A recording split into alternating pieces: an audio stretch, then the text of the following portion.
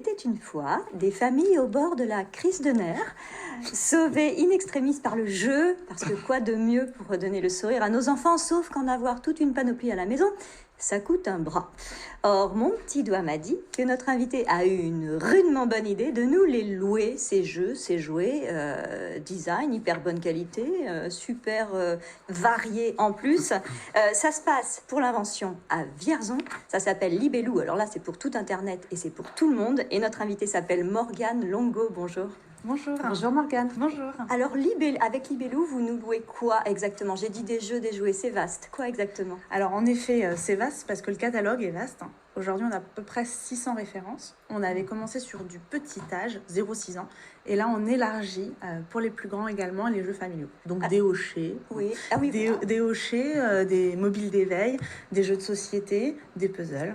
Pour tous âges. Voilà. Et puis, alors côté jouets, vous venez de le dire, et côté jeux de société, on va voir quoi comme style de jeu? Côté jeux société, on est sur des jeux familiaux sur lesquels on peut jouer à partir de 8 ans et on peut jouer en famille, voire même quand on est adulte. Des connus, des stratégies, il y a un peu de tout en fait. Voilà, c'est ça. Aussi.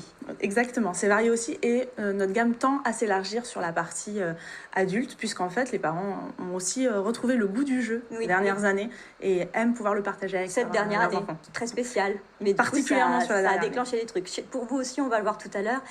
Côté jeu, alors il y a une gamme qui coûte un vrai bras. Quand on l'achète, c'est Montessori. Alors Montessori, on galvaude un peu le mot, nana, on essaye d'en fabriquer chez soi, mais c'est pas toujours évident. Sauf que les vrais Montessori, ça ruine, quoi. C'est hyper cher. Expliquez-nous, rappelez-nous ce qu'est le concept Montessori. Je vais laisser Morgane nous l'expliquer. Ouais. Montessori, qu'est-ce que vous proposez? Alors, en fait, la pédagogie Montessori, ça fait très longtemps qu'elle existe puisque c'était dans les années 1900. Et c'est surtout de proposer du matériel éducatif adapté à chaque étape de développement de l'enfant et pas des objets qui sont à multifonctions. Chez Libellou, on propose du matériel Montessori, mais comme je vous l'ai dit, c'est du matériel qui a une fonction, donc qui va vite avoir fait son usage avec l'enfant, et donc sur le coup, la possession n'a pas beaucoup de sens sur ces jeux-là. En fait, avec Montessori, on va dans le sens de l'enfant, à son rythme. Si dans une classe, par exemple, on fait Montessori, on va avoir 30 enfants qui vont pas faire 30 choses différentes.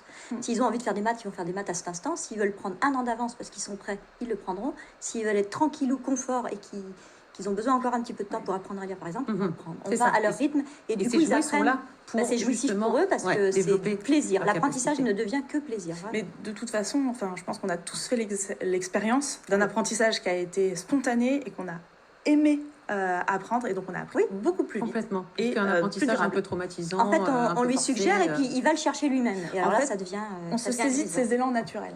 Vous allez dire que j'ai toujours un truc à dire, mais le fait d'être frustré aussi quand on est petit, c'est important de ne pas faire que ce que l'on aime. Complètement. Non, mais on peut faire les deux. Il faut pas être milieu entre les deux. Il ne faut pas être extrémiste en rien. Mais la frustration, elle peut être dans le fait que ce jouet a une limite finalement quand l'enfant a découvert le fonctionnement et qu'il s'est un petit peu lassé et qu'il est en attente d'un second jouet Libellou. Exactement. Voilà. Alors je disais tout à l'heure que la crise sanitaire avait transformé les choses en termes de comportement pour les familles, et du coup pour vous, ça a transformé pas mal de choses parce que la petite entreprise est devenue grande d'un coup.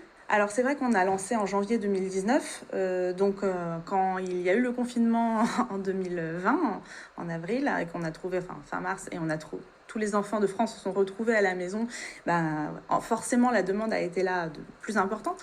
Mais pour nous, ça a été aussi un enjeu, puisqu'en fait, notre chaîne logistique est tombée à ce moment-là, donc ça nous a demandé des capacités d'organisation pour pouvoir continuer. Mais votre chiffre d'affaires a quand même doublé entre 2019 et 2020. Voilà, c'est ça. Voilà. Le chiffre d'affaires a doublé entre 2019 et 2020, et on espère pouvoir faire aussi bien en 2021. Alors, on va pas faire le CAC 40 avec votre entreprise, mais juste revenir aussi, parce que vous, l'origine de l'histoire de votre idée, vous avez pendant 10 ans été diététicienne en pédiatrie à Orléans. Cette idée de Libellou, de ludothèque, elle vous est venue comment? Tout simplement parce que je l'ai cherché pour ma famille et mes enfants. J'avais ma deuxième qui venait de naître, j'avais envie de lui proposer des jeux en bois de qualité, et je les ai pas trouvés, pas trouvés à l'achat, ou en tout cas pas à l'achat d'occasion. Et du coup, je me suis dit, de toute façon, après, il va falloir que je les revende, ça va prendre beaucoup de temps. Je vais les louer, Et j'ai passé une nuit blanche sur Internet en me disant ça n'existe pas. Ça n'existe pas. On ne loue pas de jouets. On ne loue pas de jouets sur Internet. Et j'avais pas la chance d'avoir une ludothèque juste à côté de chez moi, parce qu'il y a des lieux magnifiques qui sont les ludothèques, mais encore faut-il en avoir une à côté de chez soi et ouverte sur les horaires sur lesquels on est disponible. Et donc c'est comme ça qu'est née l'idée de fonder Libellou. Morgane, vous êtes aussi dans une démarche zéro déchet, mais de quelle manière finalement? Alors nous, on est déjà poussé dans la base de notre service sur le rallongement de la durée d'usage. Donc, c'est-à-dire qu'un jeu, au lieu de servir une fois, dormir dans un placard et voir finir à la poubelle, la durée moyenne d'un jouet de vie, c'est 7 mois en France. Et c'est 100 000 tonnes de déchets chaque année. Donc nous, chez Libellou, on va compléter les boîtes de jeux si jamais il y a une petite pièce qui a été perdue. On va réparer les éléments qui doivent être réparés dans la limite de sécurité imposée par les jeux. Ça, c'est une première chose. Et il y a aussi un côté éducatif, c'est-à-dire inciter les enfants à être dans l'usage plus que dans la possession. La possession, c'est ce que vous disiez, ça c'est une très très bonne image. Et ce sont que...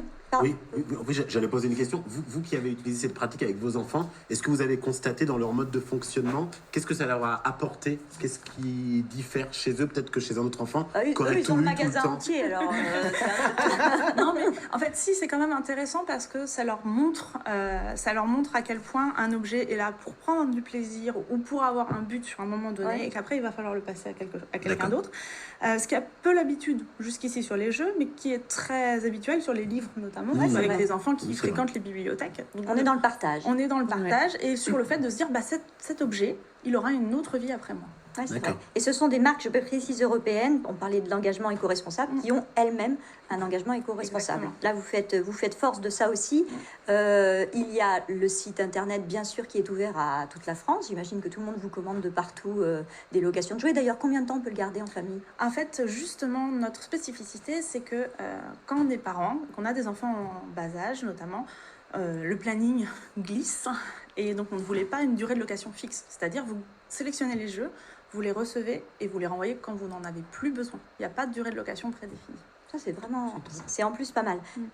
J'ai bien envie de louer un petit jouet, moi. Ouais, vous pourrez aller chez nous, en centre Val-de-Loire. Il y a la boutique, la ludothèque. Elle est à Vierzon, si vous voulez rendre visite à Morgane. Et elle se trouve place Vaillant-Couturier. C'est ça, à Vierzon. Et sur Internet, le site dont on vous parle depuis tout à l'heure, c'est libellou.com. Allez fouiner, louer des jeux, des jouets. Ça détend en famille. Vous êtes bien détendue, en tout cas. Merci, Émilie. Merci, Morgane Longo, d'être venue nous voir. Et puis, longue vie à Libellou. On est ravis, en tout cas, de supporter ce joli projet.